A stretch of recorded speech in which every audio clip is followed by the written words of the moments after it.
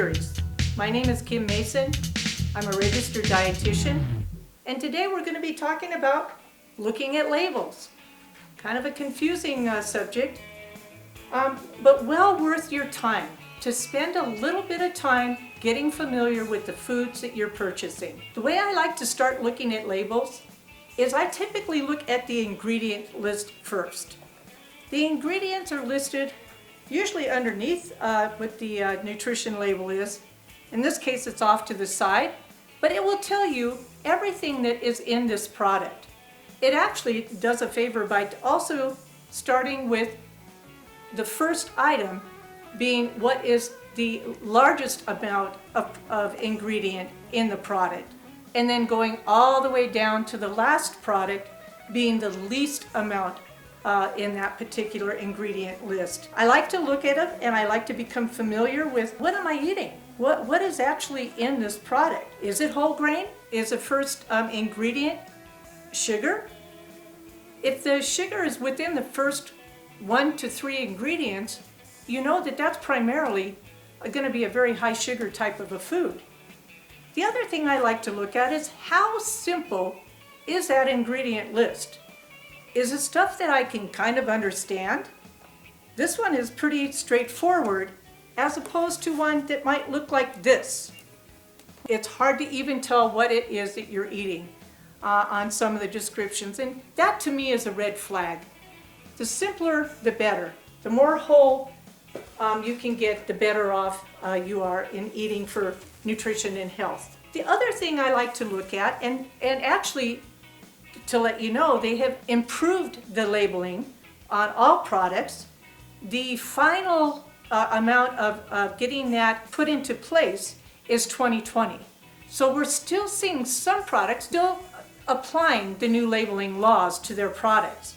But some of the really good changes with those laws is that they've made some of the print on the back of the label large enough to see. They've actually bolded some very important things. Things like your calories are large enough and are bolded so you can see. In this particular product, it's 140 calories per serving. They have also bolded some of the things that would be typically looked at on a label. Things like your carbohydrate, things like how much there is in the way of sodium and cholesterol. These are things that people are concerned with. They make it quite evident on the label now because of the font, and that they've bolded it so you can actually see what's going into the label.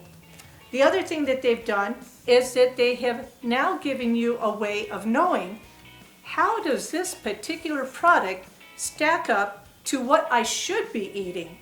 That would be what your daily value should be as far as recommended daily values. And it actually shows a percentage on the side that says, you know, if we're looking at protein, this particular item gives you about 14% of the protein that you need for your day. If we're looking at fiber, which again, that would be a very important thing that you would want to increase in your diet, you're looking at about 11% of your fiber coming from this particular food. So that gives you a baseline on what are you getting with the product you're purchasing.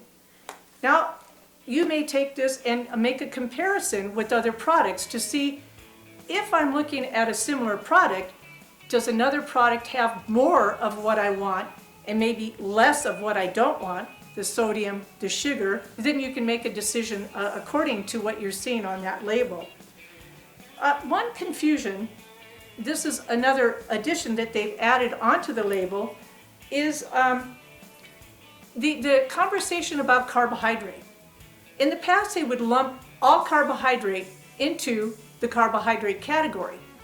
You never knew if that was a natural carbohydrate, meaning one that already came with the product, or if it was added sugar.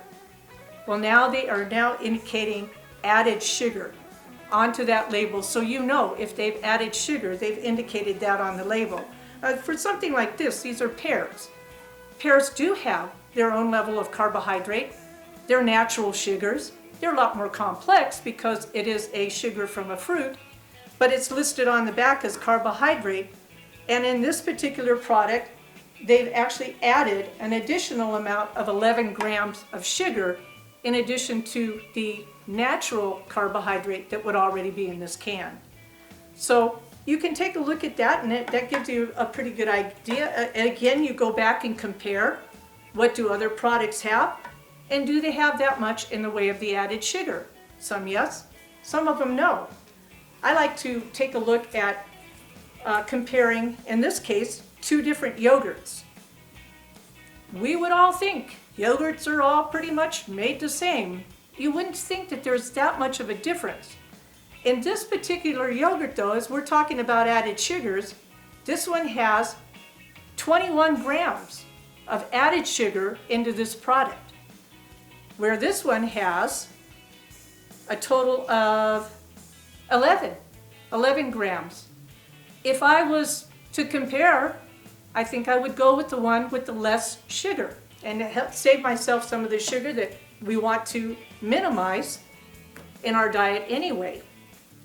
Another thing that they have come up with, and they're still working on this part, is what they call the functional food part of what's on a label. Gets a little confusing because now we're talking about, is it light? Did they add more in the way of fiber? Or did they add more vitamins? Did they put probiotics in it? Or is there GMO? Is it organic? All of those are now starting to be a part of the label. And they are not as well regulated. Regulations for those are being worked on, but they're health claims that talk about the product. Be kind of leery of them because, like I said, they're not all the way implemented. They're still in the works. So again, go back to reading your ingredients to make sure that you're acquainted with what's in that product and reading this part of the label. I would suggest that before I suggested some of the other claims. But one claim that is endorsed, and it's voluntary right now for your manufacturers, but that's the one that actually lets you know if the product is whole grain. They actually have a stamp on the side of the product that will tell you, is it whole grain, yes or no? This is tremendously valuable because it's very difficult to know, is it cracked wheat? Is that whole grain? Just because it has 7 grains, really, is that really a whole grain? Maybe yes, maybe no. If you see the stamp on the side of the label, this actually says that it meets the FDA standards for being a whole grain product. Really a very important thing. And as you can see, a little stamp on here where this particular product has that stamp on it and is a whole grain. So hopefully this helps you determine whether or not the foods that you have right now that you're buying are the foods that you really want to continue with or make a change. And in the future, maybe try something that does have a profile on the label that you think would meet your needs for good health.